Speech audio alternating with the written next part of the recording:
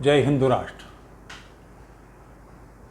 विषय हजार बार का बरता हुआ, देखा हुआ, समझा हुआ, सोचा हुआ, मगर बुरी तरह से अवहेलित, हमेशा इग्नोर किया गया विषय है कि हिंदू मुस्लिम तनाव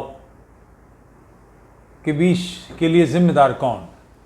बल्कि इसे और बेहतर ढंग से कहें तो मुसलमान और शेष संसार, इस्लाम और प्रत्येक इसके अतिरिक्त विचारधारा के बीच तनाव के लिए जिम्मेदार कौन। जो बड़े बड़े तेजस्वी लोग, राष्ट्रवादी संगठनों के वरिष्ठतम लोग हैं, उनके ध्यान में भी ये बात नहीं आती। और उसका कारण ये है कि जो तनाव जिस कारण से उपजता है, उस कारण को समझने के लिए वो कहीं से, जिसे हमारे यूपी में एक देसी कहावत है, अंडे के बच्चे खजूर बताना, वो काम करते हैं।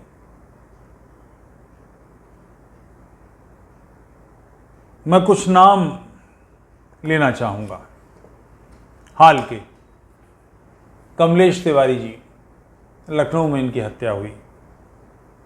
कुछ समय पूर्व का नाम स्वामी श्रद्धानंद, दिल्ली में इनकी हत्या हुई। महाशय राजपाल, जो पाकिस्तान वाला हिस्सा है भारत का, छिना हुआ हमसे, वहाँ पर उनकी हत्या हुई। और थोड़ा पीछे चले जाएं, गुरु तेग बहादुर की हत्या हुई, भाई सतीदास की हत्या हुई, और भयानक बर्बर हत्याएं। रेत रेत के मारे गए, खौलते तेल में पकौड़ों की तरह तल दिया गया, जलते तवे पर बिठा कर के खाल जल रही है, उनके ऊपर गर्म रेत डाली जा रही है, उनको इस तरह से सता सता के मारा गया। भाई मतीदास की ऐसे हत्या हुई, भाई दयाला की ऐसे हत्या हुई। 6 वर्ष के और 9 वर्ष के बच्चे बाबा फतेह सिंह जी, बाबा जोरावर सिंह जी की हत्या हुई।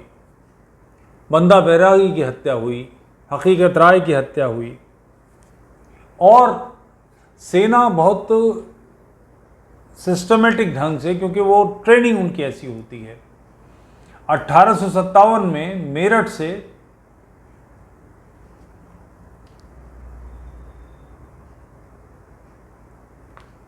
सैनिक कारतूसों के कारण 1857 में मेरठ से सैनिक, जिसको अंग्रेज़ों ने पांडी म्यूटिनी, सिपाही म्यूटिनी लिखा है, क्योंकि उसमें अधिकतम लोग बंगाल, बिहार, पूर्वी उत्तर प्रदेश, उड़ीसा के थे। नॉर्मली ये ब्राह्मण या भूमिहार ब्राह्मण थे। ये लोग गौ हत्या, गऊ की चर्बी के कारण बितके हुए थे। इन्होंने अपने अंग्रेजी अफसर्स को से एतराज़ किया, उनको फोर्स किया गया कि नहीं, तुम्हें दांत से खोलना पड़ेगा, उन्होंने भून दिए। इसी तरह से रिवोल्ट हुआ था बरेली के क्षेत्र में। वहाँ से जनरल बख्त खां आया, दिल्ली में पहुँचे। ध्यान रहे कि दोनों तरफ अंग्रेज़ी फौजें ही थीं। इस हद तक था ये मामला घपला कि दोनों लड़ने वाले फोर्सेस की भी वर्दियां एक जैसी थीं, क्योंकि ये अंग्रेज़ों से ही निकले थे, यही वर्दी थी इनके पास। नीमच की पलटन, जो हिंदू पलटन थी, अंग्रेज़ों ने इसको दलदली के क्षेत्र में घेर लिया। इनके ऊपर तोपों से और गन से फायर करने लगे।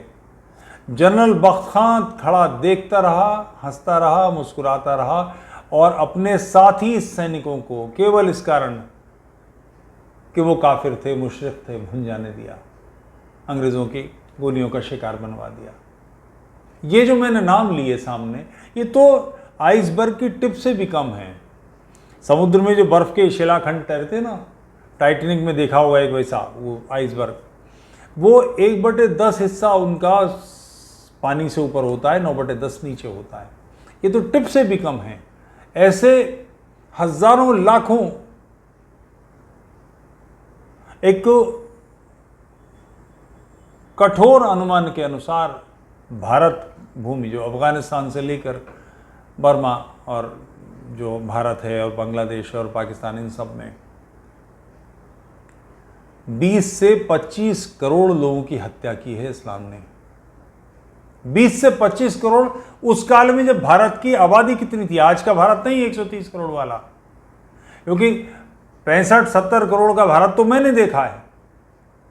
और उस काल में भारत की आबादी 10, 12, 15 करोड़, उनके बीच में इतने भयानक नरसंहार हुए हैं। तो ये हिंदू मुस्लिम तनाव के लिए जिम्मेदार कौन, ये बात बताने की ज़रूरत है क्या? मगर ये अवहेलित है। ये तनाव ब्रिटेन में भी आने लगा है। हलाल मांस चाहिए। ऑफिस में काम करने वाले जो पाकिस्तानी हैं, जो बांग्लादेशी हैं, जो भारतीय हैं, जो मिस्री हैं, वगैरह वगैरह इलाकों के हैं, लीबिया के हैं, उनको नमाज़ पढ़ने की छुट्टी चाहिए दोपहर में। उनको इतवार के लिए नहीं, जुमे के दिन, शुक्रवार के दिन छुट्टी चाहिए। उन्हें मस्जिदें चाहिए, उन्हें बच्चों के पढ़ाने के लिए मदरसे चाहिए। ये मैं कराची की बात नहीं कर रहा हूँ, ये देवबंद की बात नहीं कर रहा हूँ, ये बात फ्रांस की है, ये बात जर्मनी की है, ये बात ब्रिटेन में लंदन की है।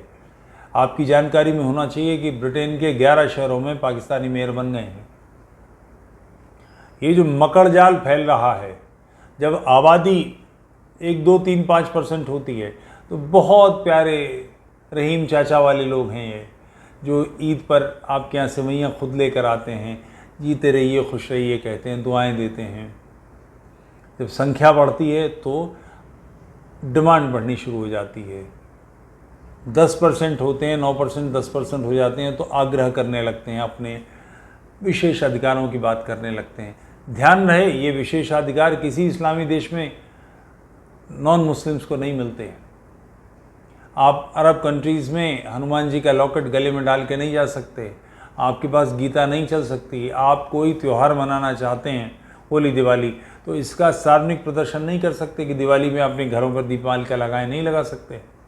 अंदर आप चुपचाप खामोशी के साथ कर सकते हैं, पब्लिक में नहीं। रंग खेलना है तो कमरे के अंदर खेलिए, बेडरूम में, पब्लिक में नहीं आ सकते आप। मगर जब ये 10% नॉन मुस्लिम देश में हो जाते हैं तो डिमांड करने लगते हैं कि हमको ये चाहिए, हमको ये चाहिए, हमको ये चाहिए। और उसके बाद जब 25-30% हो जाते हैं तब मारकाट शुरू हो जाती है। जहाँ वर्चस्वी स्थिति बनती है वहाँ जो भाई सतीदास के साथ हुआ, भाई मतीदास के साथ हुआ, जो भाई दयाला के साथ हुआ, जो गुरु तेग बहादुर के साथ हुआ, वो सारे संसार के साथ होना शुरू हो जाता है। इसका कारण क्या है? एक सभ्य समाज ऐसा कैसे कर सकता है? आखिर मुसलमान देखने में मेरे जैसे हैं, आपके जैसे हैं, सारी दुनिया के मुसलमान अपने जो पड़ोसी हैं उन जैसे ही हैं, फिर वो ऐसे उपद्रव कैसे कर सकते हैं? छोटी छोटी बच्चियों के साथ रेप, यौन अत्याचार तो सर्वाधिक है। एक शब्द है इसके लिए, लो लेवल की, स्थानीय स्तर पर सारे विश्व में हिंसा की प्रकृति है। ज़रा सी बात होगी एकदम से भड़क उठना, चाकू निकाल लेना, मार देना, काट देना, झगड़ा करना। ये सब किस लिए? कि ये लगातार गैर मुस्लिमों के मन में धाक बिठाने के लिए। और धाक बिठाने का कारण कि इस्लामी व्यवस्था है कि वो शिर्क को ख़त्म करना है, मूर्ति पूजा को समाप्त करना है। किसी भी अमुस्लिम, ऐसा नहीं है कि वो केवल हिंदुओं के ख़िलाफ़ हैं, वो पारसियों के ख़िलाफ़ भी हैं, वो यहूदियों के ख़िलाफ़ भी हैं, वो ईसाइयों के ख़िलाफ़ भी हैं, क्योंकि वो हर चीज़ को अपना कलर करते हैं, स्टैंपिंग करते हैं। जंगल में आप जाइए, छपान होता है, पेड़ों पर मोहर नंबर लगे लिखते हैं। या और स्पष्ट, कभी कुत्ता घुमाया है? पाला होगा कुत्ता तो घुमाया होगा, नहीं है तो किसी और को घुमाते देखिए। आप पाएंगे कि कुत्ता हर खंबे पर, हर पेड़ पर रुकता है, सूंघता है, पेशाब करता है। वो चाहे 2 कतरे टपकाए, 2 बूंदे करे, मगर करेगा ज़रूर। तो एक कारण तो ये हो सकता है कि पेशाब कम आ रही हो तो वो घूम क्यों रहा है, और दूसरे ये कारण हो सकता है कि उसको पथरी हो गई, तो वो भी कारण नहीं, वो सब पर करता जा रहा है। ये स्टैंपिंग है। पुराने वहाँ से निकले हुए किसी कुत्ते ने उस पेड़ पर अपना टेरिटरी मार्क की है, अपना क्षेत्र, अपना अधिकार क्षेत्र मार्क करते हैं। उनके पास मार्क करने के लिए यूरिन और शिट पास करना ही होता है। जंगल के सारे जानवर करते हैं, कुत्ता भी ऐसे करता है। तो दूसरे के टेरिटरी की मार्किंग जो, उस पर अपनी मार्किंग लगाना कि नहीं, मैं, ये मेरा क्षेत्र है, ये इसकी मानसिकता है। इस्लामी सारी दुनिया में ऐसा करते हैं, चीज़ों को बदलते हैं, डिमांड करते हैं। भाग्यनगर को हैदराबाद क्यों बनाया? कोई कारण? हरिगढ़ को अलीगढ़ क्यों बनाया? ये सारी दुनिया में पटना को बदला, प्रयाग को बदला, वाराणसी को बदला, सबके नाम बदलते हैं। स्टैंपिंग है कि हम वर्चस्व है, हमारा वर्चस्व है, हम शक्तिशाली हैं, हम अपनी प्रजा के साथ, अपने जीते हुए लोगों के साथ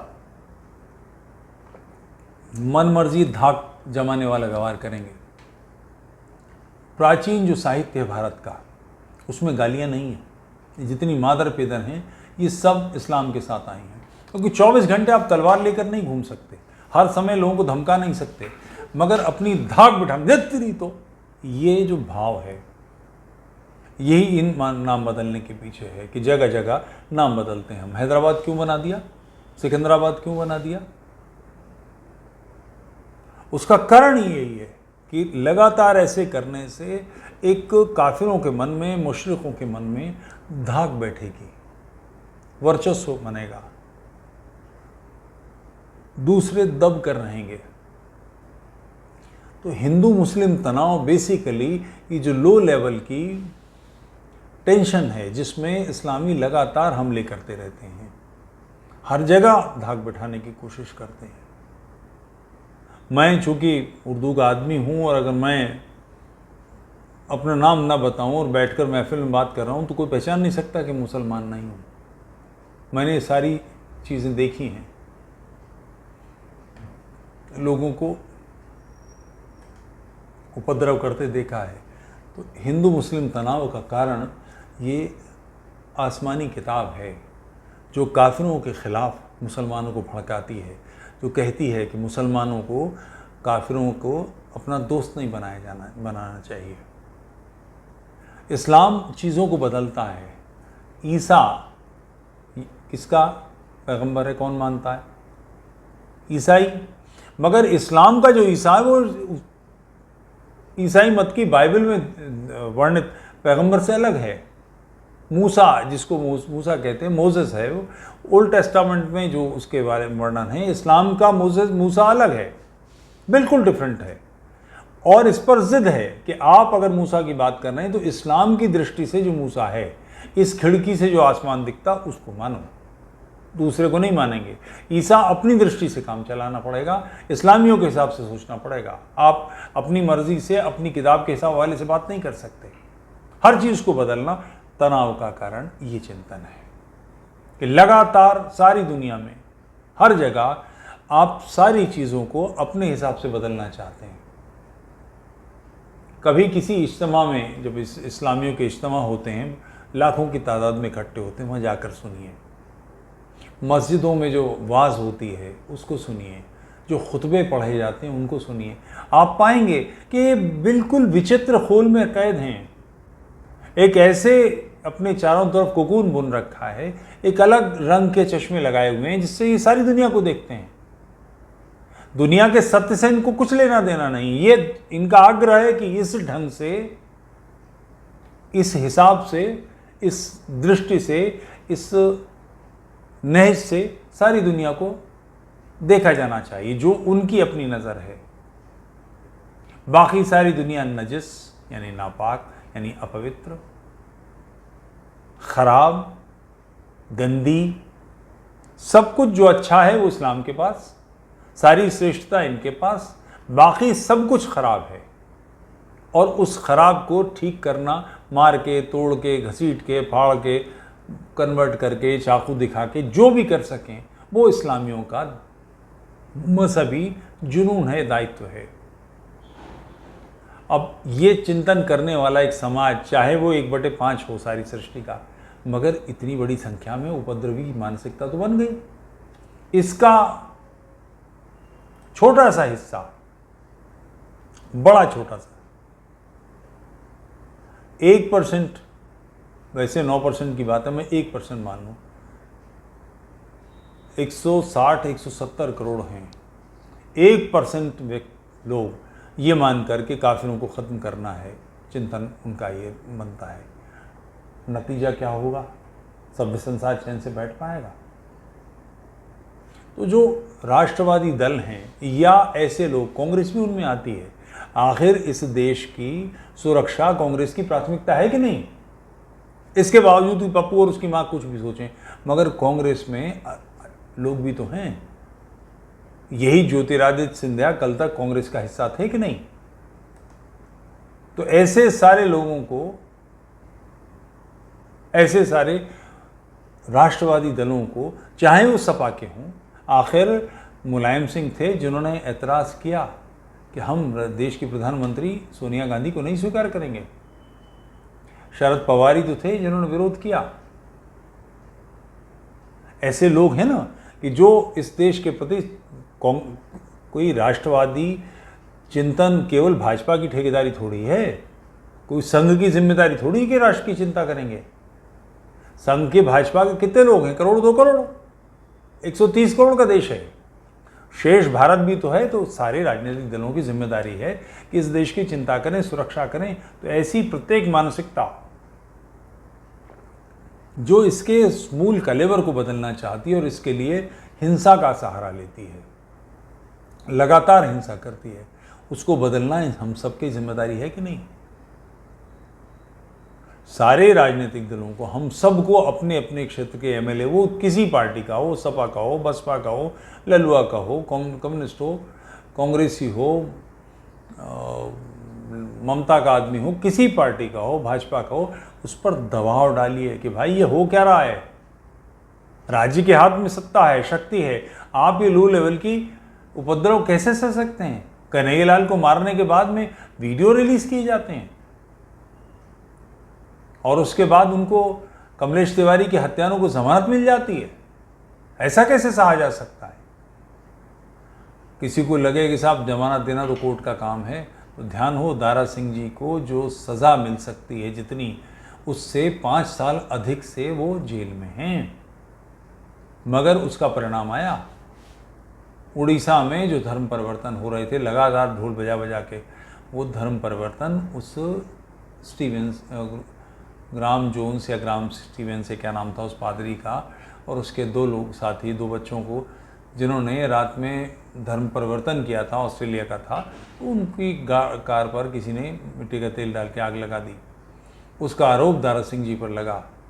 जितना समय इनकी हत्या के आरोप में दंडित होने पर काटना था, उससे 5-6 साल अधिक लग चुके हैं, फिर भी जेल से नहीं निकले हैं।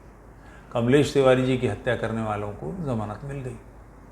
इसकी व्यवस्था आप करेंगे कि नहीं? क्योंकि आप सोचें कि ये आग आप तक नहीं आएगी, मुझ तक नहीं आएगी। भाई साहब, हम सारे मुशरिक हैं, हम सारे काफिर हैं जिनके गले तलवारों की धार पर रखने हैं। स्वामी श्रद्धानंद ही नहीं मारे जाने, महाशय राजपाल ही नहीं मारे जाने, बंदा बैरागी ही नहीं मारा जाना, हकीकत राय ही नहीं मारे जाने, तो फैल चतुर्वेदी मारे जाने हैं, लालू प्रसाद यादव भी मारे जाने हैं, मुलायम सिंह जी की गर्दन भी नहीं बचने वाली, सोनिया गांधी की भी गर्दन नहीं बचने वाली, इनमें से कोई नहीं बचेगा। हम सब लोग इसकी धार पर हैं, चूँकि हम सब काफिर हैं। तो हम सबको मिलकर इस चिंतन के खिलाफ राज्य की सारी शक्तियों को, न्यायपालिका की सारी शक्तियों को मजबूत करके एक ज़ोरदार लामबंदी करनी पड़ेगी। इसका कोई विकल्प नहीं है। हिंदू मुस्लिम तनाव के लिए या मुसलमान ईसाई तनाव के लिए या मुसलमान वर्सेस सारी दुनिया इस तनाव के लिए केवल इस्लाम जिम्मेदार है। इसको एक्सपोज करना, इसकी थूथनी रगड़ना, इसकी जानकारियाँ देना, ये बहुत आवश्यक है।